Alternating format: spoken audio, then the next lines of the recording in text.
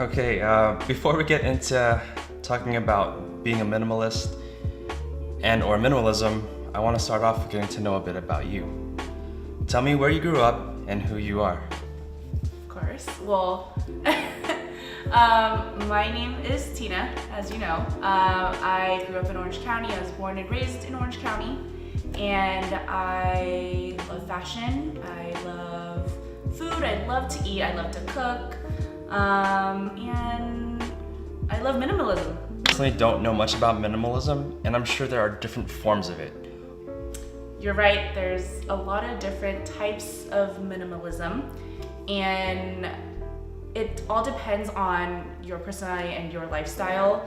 For me, it's having my bare necessities, no extra fluff, living a very simple lifestyle. That's really interesting. I know for the average person on making choices with eating food or picking out coffee beans, that can be quite a debacle, right? So that being said, was the transition in any way difficult to make a choice because of the massive amount of options we have nowadays?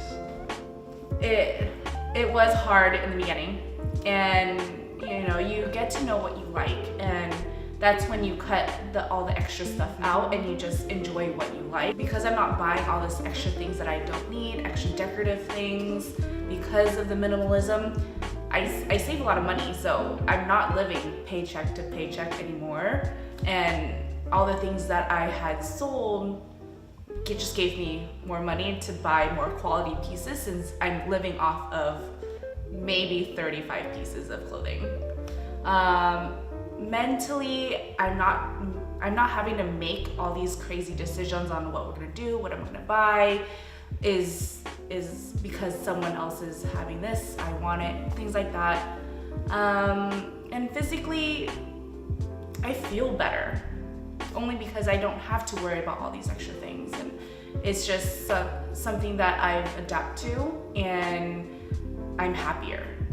It's less clutter in my house, which means less clutter in my mind. Look for when shopping, or do you just reuse or recycle your clothes weekly? Well, minimal fashion is really great pieces that you spend a lot of money on, and that's what I do.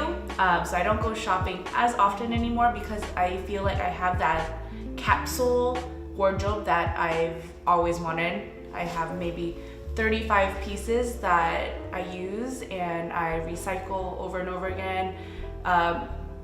With like a white simple blouse, you can pair it with so many things. You can pair it with a skirt, wear it under a dress, with some trousers, with some jeans. That's what makes minimalism wardrobe timeless, because of those versatile pieces. You weren't always a minimalist. What pushed you to make that transition? It was just all that crap I had at my house. There was just so much stuff everywhere, and I just needed to get rid of things because it was just taking up my life.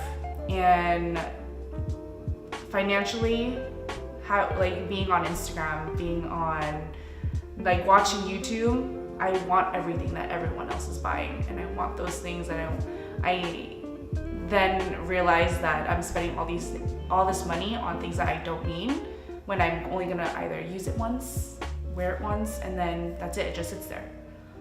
So with me, that's what pushed it. It is difficult. It definitely is difficult. I try to fit everything in a, what do you call those?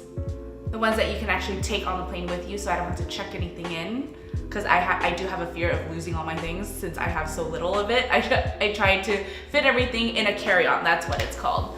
So as long as it's like all my toiletries, as long as it fits in a storage size Ziploc bag, that's all I can take. So that is, my toothbrush, my toothpaste. I have little bottles of shampoo, conditioner, things like that are necessities for me.